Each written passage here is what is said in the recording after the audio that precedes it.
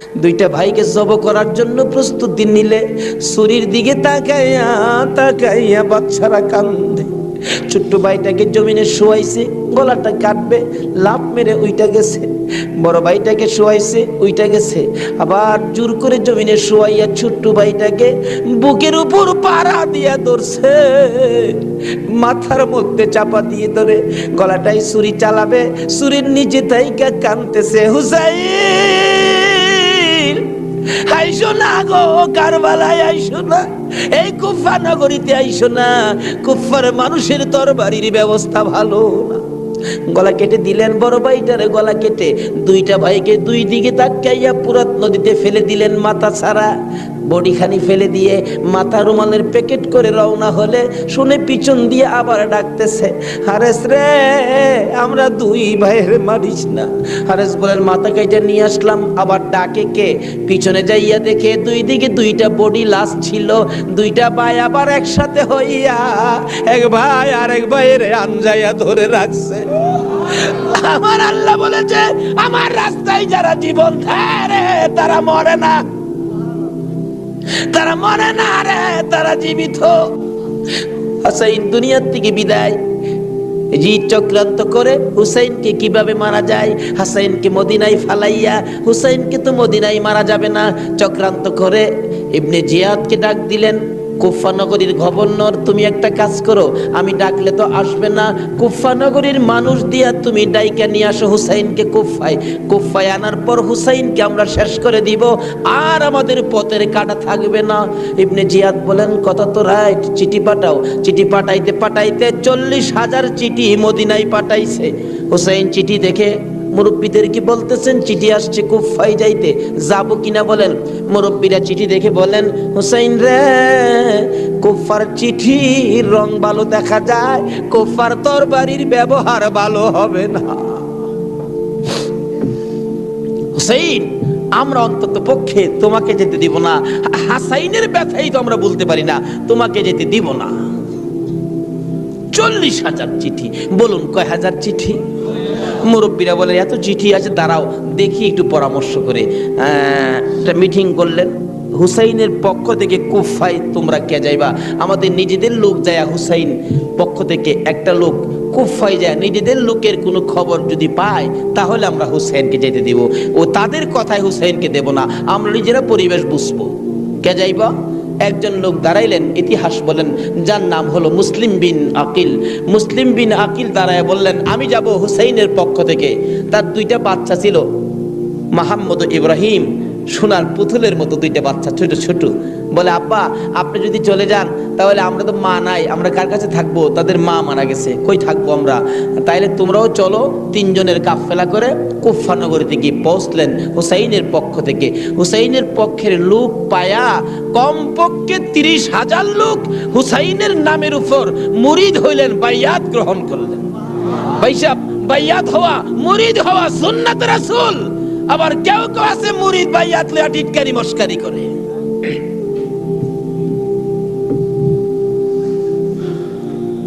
বুঝে না ভাইসাব, পীরের কাছে মুরিদ হবেন, কত মজার খেলা যে খেলে, আল্লাহর ওলির আল্লাহর সাথে কত খেলা যে খেলে।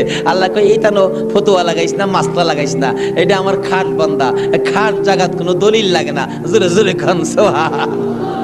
এক আলেম গেছে মুরিদ হইতো, হক্কানি এক পীর সাহেবের কাছে, এক আল্লাহর ওলির কাছে গিয়া, হুজুর মুরিদ হইতে আইছি। আলেম কইতেছে বাবা মুরিদ যে হইতে আইছো, মুরিদ হইলে তো পীরের কথা মানুন লাগে। হুজুর পীরের কথা তো মানতে হবে, মানবো। তাহলে শোনো, আজকে তুমি এশারের নামাজটা পড়তে পারবা না।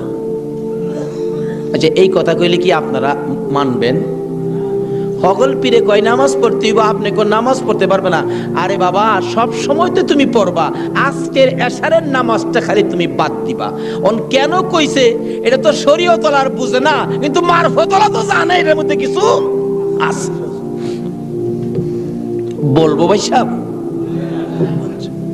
কষ্ট হইতেছে আপনাদের?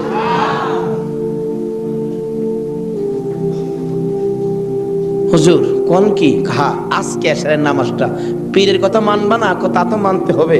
আচ্ছা ঠিক আছে, বাড়িতে যার কয় নামাজ যদি বাড়িতে পড়া লাই আপনাকে হুজুর দেখবে, আমি তো সেই দিই। আচ্ছা যে বেটা পীর হয়েছে এই বেটা কি খবর রাখে না? রাখে না? এই চিটাগাঙ্গের পীর আমরা ভৈরবের খবর রাখতে পারে না? বুঝে আসে না যেমন। তো সহজে বুঝতে গেলে একটা ঘটনা বলতে হয়, বলবো? আপনারা কচ্ছপ চিনেন? আপনারা কি কন?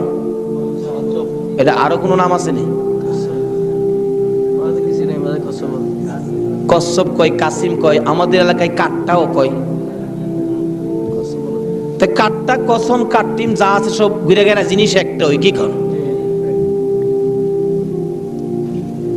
এই কাটটা নাকি, কচ্ছপ নাকি বর্ষাকালে পানির সাথে গ্রামে গঞ্জে, গ্রামের বাড়ি ঘরে যায় পানির সাথে আশ্রয় নেই। আসার সময় মাটির নিচে ডিম পাইরে আসে। কথাটা কি বুঝাইতে পারতেছি? মাটির নিচে ডিম পাইরে আসে, আসার সময় ডিমেরে বইলে আসে, তোর জেডার সাথে আই পুরিস। কার সাথে আইতো? জেডা হইল জ্যৈষ্ঠ মাস। জ্যৈষ্ঠ মাসে প্রচন্ড বৃষ্টি হয়, তো বৃষ্টির পানিতে মাড়ি কাইটা যা, মাড়ি কাইটা গেলে ডিম ভাইরিব, বাচ্চা ফুটবো, এই কয়ে দেয় যে তোর জেডার সাথে আই পুরিস।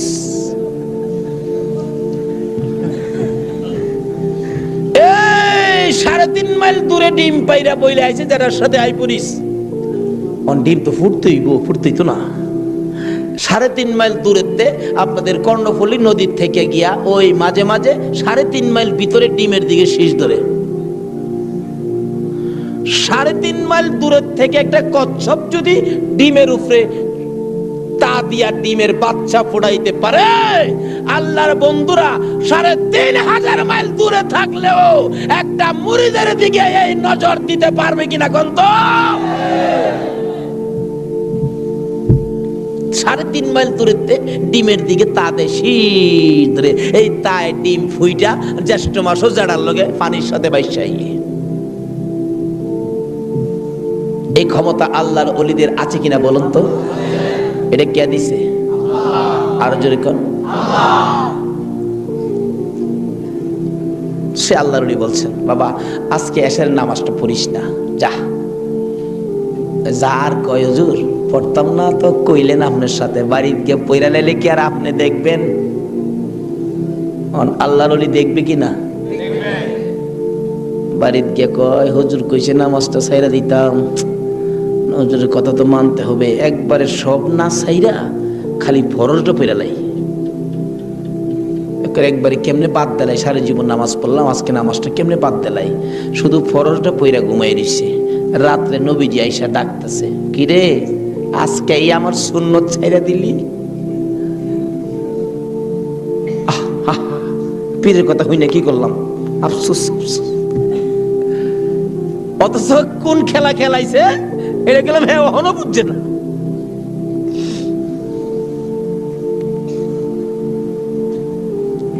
সকালবেলা ফজরের নামাজ পড়া মনের দুঃখ খুলে যাইতেছে পিসাবের কাছে। পিসাব দূরে থেকে কয়, কি ফেস বুঝি লাগছে? তাহলে বুঝা গেল খবর পিসাবের কাছে।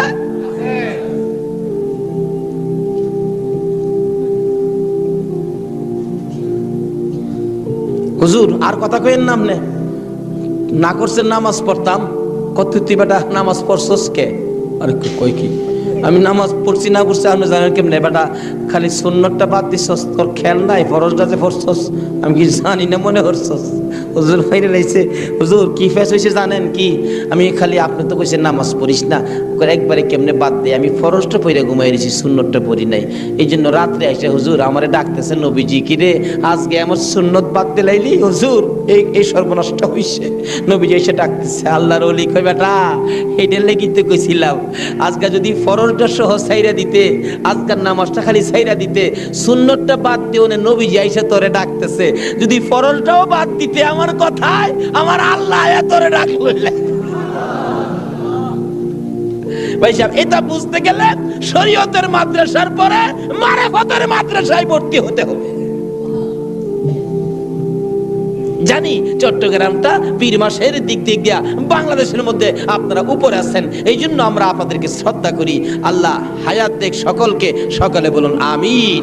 যাই হোক, ওইদিকে আমার আলোচনা না, আমার আলোচনা হলো কারবালা। যাই হোক, কারবালার দিকে পৌঁছে গেছি।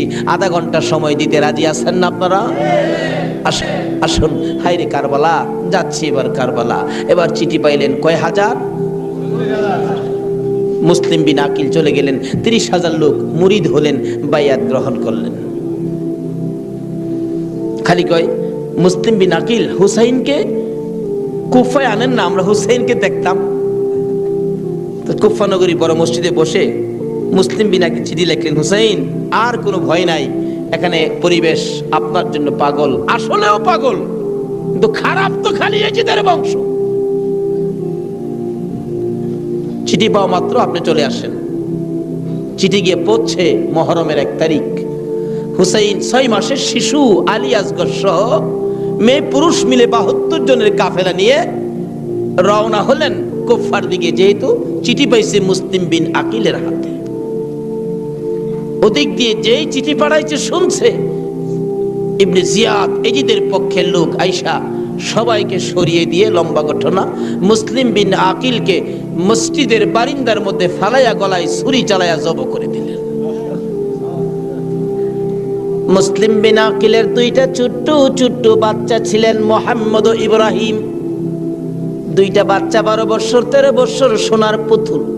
খবর পাইলেন বাবাকে জব করে দিয়েছে, দৌড়াইয়া পালাই রে, জঙ্গলায় যায় লুকায়। 2 ভাই পরামর্শ করে, আমরা 2 ভাইকে যদি ধরতে পারে রে, আমাদেরকেও জব করে ফেলবে, বাচ্চা মানুষ। এদিক দিয়ে ঘোষণা হলো, মোহাম্মদ ইব্রাহিম মুসলিম বিন আকিলের 2টা সন্তান যদি মদিনায় চলে যায়, খবর দিবে হুসাইন তো আসবে না, 2টা ছেলেকে যে ধরে দিতে পারো 10,000 টাকা পুরস্কার। আমাদের হিসাব বললাম, লোকেরা তরবারি লইয়া ঘুরতেছে মোহাম্মদ ইব্রাহিমের তালাশে। ওই 2টা বাচ্চা পূর্ণিমার চাঁদের মতো চেহারা, সারাদিন লুকাইয়া থাকে। রাত্র হলে মরুভূমির পথ দিয়ে দৌড়ে আর কান্দে আর ডাকে, মদিনার পাখিরা রে আয়, মদিনার খবর, একটা খবর নিয়ে যা, কুফা নগরীর অবস্থা ভালো না, আমাদের বাবা মুসলিম বিন আকিলকে কুরবানি করে দিয়েছে, আমরা 2 ভাইকে খুঁজতেছে, রাস্তা পাই না, কোথায় যাব, হুসাইন যেন কুফায় না আসে, খবর নিয়ে যা। এভাবে 1 দিন 1 রাত, 2 দিন 2 রাত, 3 দিন পার হইয়া 3 রাত্রের বেলা 2টা ভাই একটা খেজুরের বাগানের মধ্যে বসেছিল, রাত্রে দৌড়াবে, মদিনায় যাবে, কিন্তু পেটের খিদা, পানির পিপাসা, আর হাঁটতে পারে না। ছোট ভাইটা বড় ভাইয়ের গলায় ধরে কাঁদতেছে, ভাই কলিজা শুকাইয়া গেছে রে, একটা কাজ সামনে যাইতে পারবো না। 2জন গলাগুলি করে খেজুরের বাগানের মাঝখানে ঘুমিয়ে গেছে। এই খেজুরের বাগানের মালিকের নাম ছিল হারেস। হারেস নিজে ও তরবারি লইয়া ঘুরতেছে। সকালবেলা হারেসের বিবি যাই বাগান দেখবে, যাইয়া দেখে বাগানের মাঝখানে সাপ বিচ্ছুর ভয় থাকে, কিন্তু এই ভয়ের মাঝখানে 2টা পূর্ণিমার চাঁদের মতো সন্তান ঘুমাইয়া রইছে। আস্তে আস্তে কাছে যাইয়া ছোট্ট ভাইটার মাথায় হাত দিলে, চোখ খুলে দেখি কুফার মহিলা, চিৎকার মারছে, ভাই গো আর ঘুমাইস না, কুফাবাসী আমরার খবর পেয়ে ফেলছে, মদিনায় বুঝি আর যাওয়া হবে না, তুমি আমার মা লাগো। আমার মা নাই, বাবা নাই, আমরা মদিনার সন্তান, আমরা মদিনার আওলাদ, কুফাবাসীর কাছে আমাদের খবর দিও না। মহিলাটা বলতেছেন, মহিলাদের মায়া বেশি, আয় বাবা তোমাদের তালাশে, আমার স্বামীও ঘুরতেছে, এখানে থাকলে কেউ না কেউ তোমাদেরকে দেখে ফেলবে, আসো আমার বাড়িতে নিয়ে লুকাইয়া রাখি, সন্ধ্যা হলে আমি নিজে মদিনায় লইয়া যাইব। মা বোনেরা, এমন একটা ভালোবাসা দাও না গো এই মুহররমের চাঁদে। সন্ধ্যা হইবার আগে বাচ্চা 2টা রান্না করে রাখছিল। ছোট্ট ভাইটা ঘুম থেকে উঠে বসে বসে কান্দে, মা মা কই। বড় ভাইটা ঘুম থেকে উঠে দেখে, কান্দিস না রে, কান্দার আওয়াজ শুনলে আমাদের জীবন থাকবে না। এমন সময় হারেস দৌড়ে আসছে ঘরের মধ্যে খানা খাওয়ার জন্য। খানা খাইতে বসে ডাকতেছে, বিবি গো জলদি করে খানা দে, কে জানি পুরস্কারের বাগী হইয়া যায়। এমন সময় রান্না করে কান্দার আওয়াজ শুনলে ডাকতেছে, বিবি রান্না করে কে কান্দে? বিবি বলেন, তোমার ঘরে নয়, অন্য ঘরে কান্দে। বিবি রে, আমার ঘরে কান্দার আওয়াজ শোনা যায়। বিবি মিথ্যা কথা কোস, আমার ঘরে কান্দা। বিবি বলেন, তোমার ঘরে নয়, কুফাবাসীর সন্তানেরা কান্দে। হারেস বলেন, বিবি রে, কুফাবাসীর কান্দা এত সুন্দর না। বাসন ধাক্কা দিয়ে সরাইয়া তরবারিটা লইয়া ওইটা দাঁড়াইলে বিবি পিছন দিয়ে আনজে ধরেছে, স্বামী আর সামনে যাও না, হে মদিনার ময়নাদের গলায় ছুরি দিও না। তোমার যদি মারতে চাই গো স্বামী, আমার গলাটা পেতে দিলাম, আমার গলাটা কাইটা দাও। না না, মানবো না। দৌড়ায় যাইয়া রান্নাঘরের দরজায় দাঁড়াইয়া দেখে দুইটা পূর্ণিমার চাঁদ উদয় হইয়া রইছে। তরবারিটা দেখে ছোট্ট ভাইটা চিৎকার মারছে, বাবা গো খইয়া। বড় ভাইটা কান্দে, কান্দিস না, আমার বাবা গেল যেইভাবে রে, আমরাও যাইব সেইভাবে। এইভাবে যারা জীবন দিয়েছে সেটাই হলো আমার আল্লাহর রাস্তা। দুই ভাইকে ধরে মুরগির বাচ্চার মতো শেষরাইয়া বাহির করে যাইতে যাইতে যাইতে যাইতে একটু পরে পরে ছোট্ট ভাইটা জিগায়, হারেস রে, আমরারে মেরে ফেলবে রে, মারিস নাই, আমরার মা নাই, আমরার বাবা নাই। আকাশের দিকে তাকাইয়া ডাকে, আরে আকাশের পাখিরা রে, আয় একটা খবর নিয়া হুসাইনের কাছে পৌঁছে দে, হুসাইন যেন কুফায় না আসে। রওনা হলেন, যাইতে যাইতে সন্ধ্যা হয়ে যায়। পুরাত নদীর কিনার দিয়ে যাচ্ছে। হারেস ভাবতেছে, দুইটা সন্তান, দুইটা ছেলে জীবিত যদি নিয়ে যায়, আমার চেয়ে শক্তিশালী কেউ আইসা যদি আমার কাছ থেকে নিয়ে যায়, পুরস্কার আমি পাবো না, বরঞ্চ জব করে দুইটা মাথা খালি নিলেই তো হয়। দুইটা ভাইকে জব করার জন্য প্রস্তুতি নিলে ছুরির দিকে তাকাইয়া তাকাইয়া বাচ্চারা কান্দে। ছোট্ট ভাইটাকে জমিনে শুয়াইছে, গলাটা কাটবে, লাফ মেরে উইটা গেছে। বড় ভাইটাকে শুয়াইছে, উইটা গেছে। আবার জোর করে জমিনে শুয়াইয়া ছোট্ট ভাইটাকে বুকের উপর পাড়া দিয়া ধরছে, মাথার মধ্যে চাপা দিয়ে ধরে গলাটাই ছুরি চালাবে, ছুরির নিচে তাইকা কাঁদতেছে, হুসাইন আইসো না গো, কারবালায় আইসো না, এই কুফা নগরীতে আইসো না, কুফার মানুষের তরবারির ব্যবস্থা ভালো না। গলা কেটে দিলেন বড় ভাইটারে, গলা কেটে দুইটা ভাইকে দুই দিকে ধাক্কাইয়া পুরাত নদীতে ফেলে দিলেন, মাথা ছাড়া বডিখানি ফেলে দিয়ে মাথা রুমালের প্যাকেট করে রওনা হলে শুনে পিছন দিয়ে আবার ডাকতেছে, হারেস রে, আমরা দুই ভাইয়ের মারিস না। হারেস বলেন, মাথা কেটে নিয়ে আসলাম। আবার ডাকে কে? পিছনে যাইয়া দেখে দুই দিকে দুইটা বডি লাশ ছিল। দুইটা ভাই আবার একসাথে হইয়া এক ভাই আর এক ভাইয়ের আনজাইয়া ধরে রাখছে। আমার আল্লাহ বলেছে, আমার রাস্তায় যারা জীবন ধারে তারা মরে না, তারা মরে না রে, তারা জীবিত। এই দুই ভাই প্রমাণ করে দিলেন তারা জীবিত। ওদিকে যায় না, ওদিক দিয়ে যাইতেছে, এই ঈদের দরবারে পুরস্কার আনবে।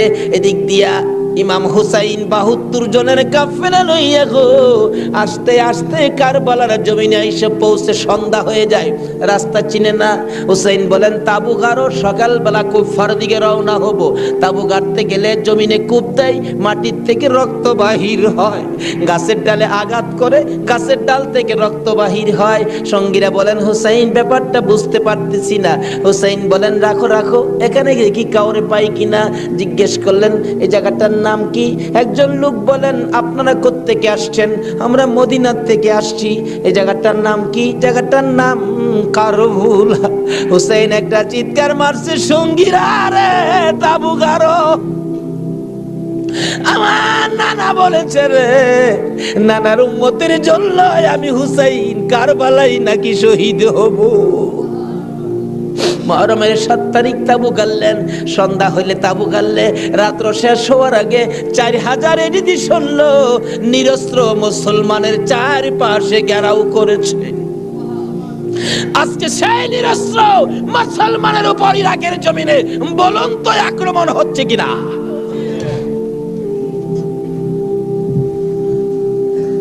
সকালবেলা ডাকে, হুসাইন যুদ্ধ করো।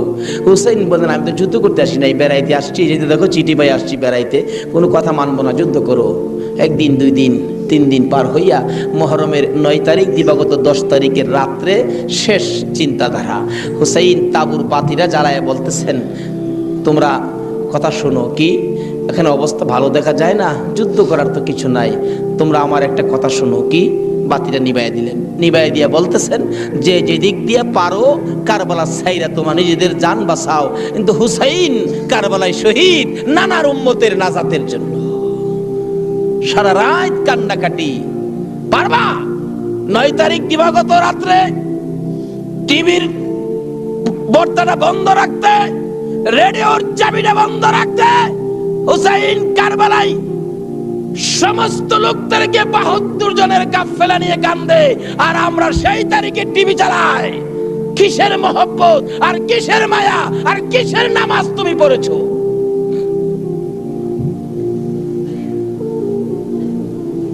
যদি কথা দিতে পারো 9 তারিখ দিন গিয়া রাত্রে টিভি আর চালাবো না, আর গান বাজনা করবো না, হুসাইন তোমার জন্য ওই ফুলসিরাতের কিনারে দাঁড়ায় থাকবে।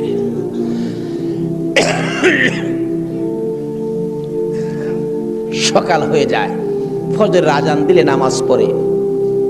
নামাজ পড়লেন, এত বিপদ তারপরও হুসাইন নামাজ ছাড়ে না পড়ে। তাহলে বোঝা গেল এই নামাজ ছাড়া গেলে হুসাইনকে পাবো না।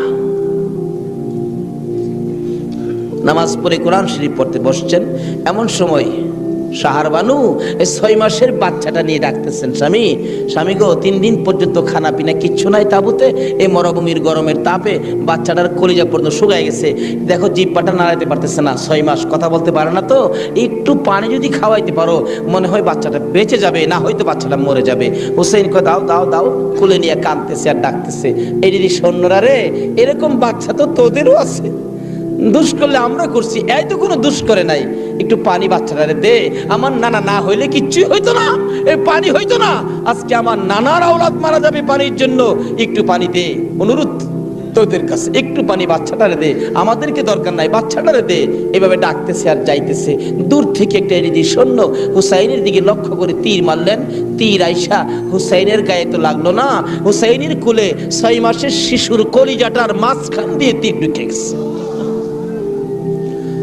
আলী আসগর বাবার মুখের দিকে তাকাইয়া জিহ্বাটা বাহির করে দিছে, 2টা চোখ উল্টাইয়া চোখের পানি ছেড়ে ছেড়ে বুঝাইতেছে, বাবা গো, মায়ের কাছে বলে দিও আর জীবনে পানি চাইতাম না।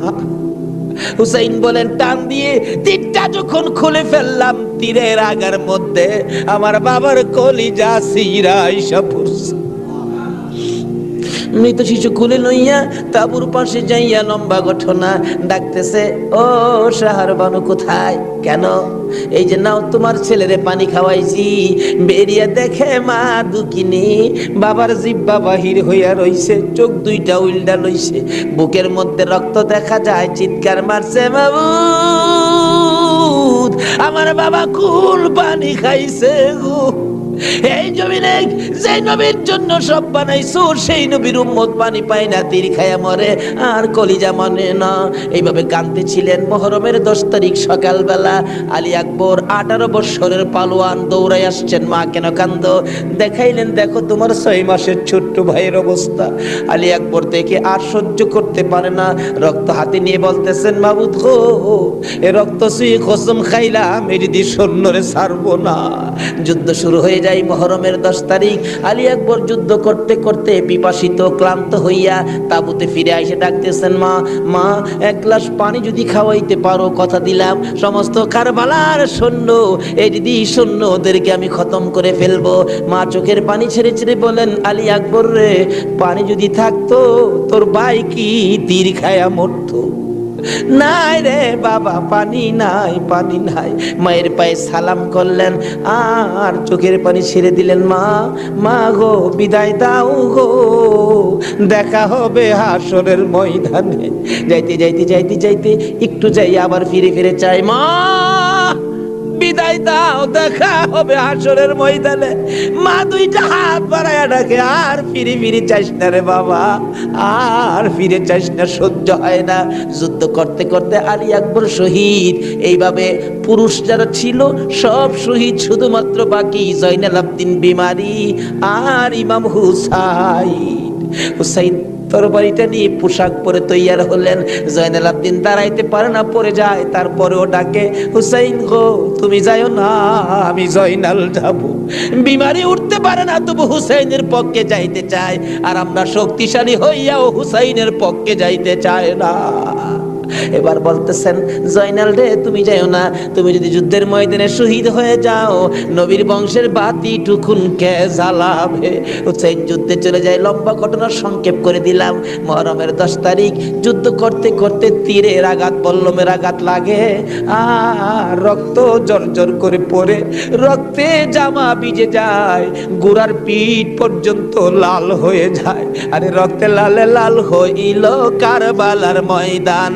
বলুন, রক্তে লালে লাল হইল।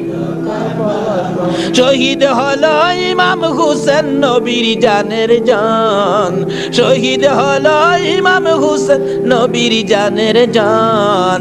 রক্তে লালে লাল হইল কারবালার ময়দান। হায়রে রক্তে লালে লাল হইল। এজিদি সেনা সীমার এসে হুসাইনের বুকে বসে, এজিদি সেনা সীমার এসে হুসাইনের বুকে বসে, ছুরি দিয়ে কাটে গলা, বাঁচে না আর প্রাণ। ছুরি দিয়ে কাটে গলা, বাঁচে না আর প্রাণ। রক্তে লালে লাল হইল কারবালার ময়দান। হায়রে রক্তে লালে লাল হইল।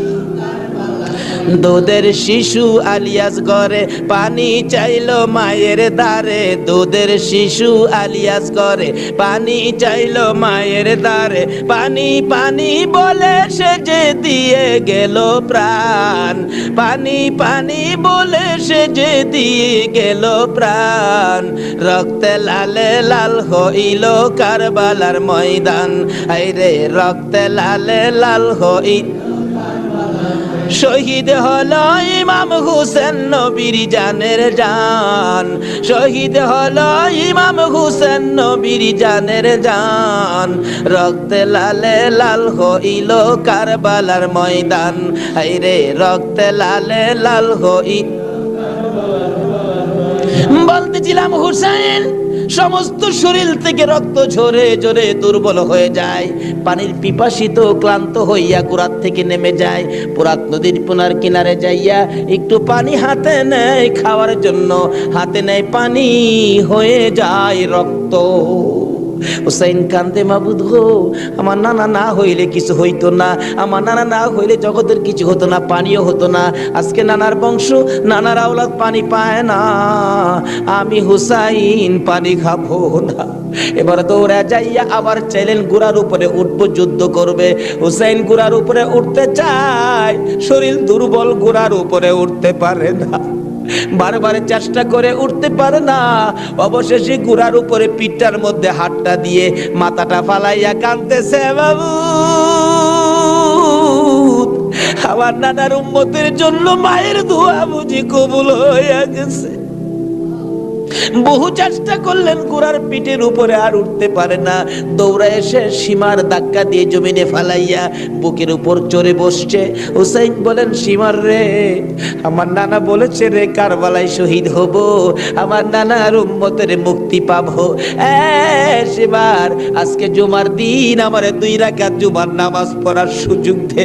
ও নবীর উম্মতেরা, নবীর আশেকেরা, হুসাইনের আশেকেরা গো, এই 2 রাকাত নামাজ জুমার নামাজ ছাইরো না, আমার নবীর শাফায়াত নসিব হবে না।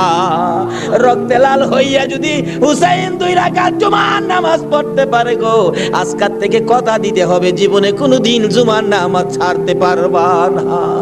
জুমার নামাজ আদায় করতে সময়টুকুন দিলে নামাজ শুরু করে দিলেন, রুকু সিজদার কাজ শেষ করে তাশাহুদে বসে সালাম ফিরানের আগ পর্যন্ত কাছাকাছি বসে বসে এই যে সৈন্যরা নামাজের ভিতরে প্রত্যক্ষদর্শীরা বলেন এক একটা করে তীর মারে হুসাইনের গায়ে।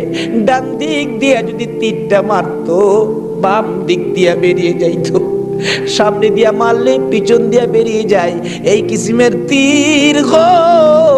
নামাজের ভিতরে 72টা তীর লাগাইছে। হুসাইন সালামটা ফিরাইয়া নানা গো কইয়া কালতে কালতে জমিনে গড়াগড়ি সরি করে দিলে নিষ্ঠুর পাষাণ এই দিদি সৈন্যের সীমার গলা কাইটা মাথা আলাদা করে নিয়ে গেছে। হুসাইন শহীদ হয়ে যায়, ওদিকে দিয়ে ডাকতেছে। মুহররমের 10 তারিখ সন্ধ্যা যখন হয়ে গেল, উম্মে সালমা বলেন আমি মাগরিবের পর থেকে শুনতেছি নবীর রওজার চারপাশে কে যেন হাউ মাউ করে কাঁদতেছে। মনে বড় অশান্তি, কিসের কান্দার আওয়াজ? দৌড়ায় যাইলাম, যাইয়া দেখি কোনো মানুষ দেখি না, কে যেন কান্দে। এশারের নামাজ পড়ে আমি উম্মে সালমা ঘুমের ঘরে ঘুমিয়ে গেলাম। এমন সময় দেখি আল্লাহর বন্ধু কাঁদতে কাঁদতে কোত্থেকে যেন আসতেছে। কাছাকাছি আসার পরে দেখি আবার রাসূলের গায়ে রক্ত মাখা মাটি দেখা যায়। উম্মে সালমা বলেন হুজুর কেন কান্দেন রক্ত মাখা মাটি শরীরে লইয়া? আমার নবী বলেন উম্মে সালমা রে, বোতলের মাটির দিকে তাকাইয়া দেখ, বোতলের মাটির অবস্থাগুলো দেখ।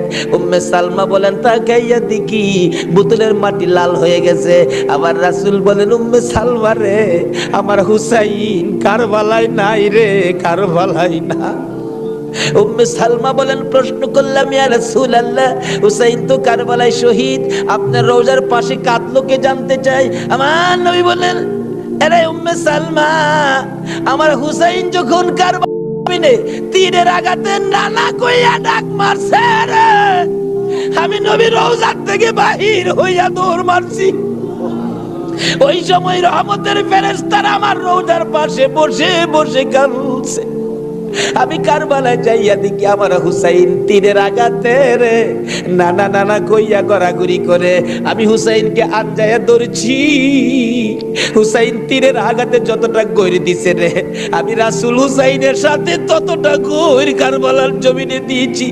এই হুসাইনের রক্ত কারবালার মাটিতে পড়েছে, এই রক্ত মাখা মাটি আমি নবীর গায়ে লাগছে।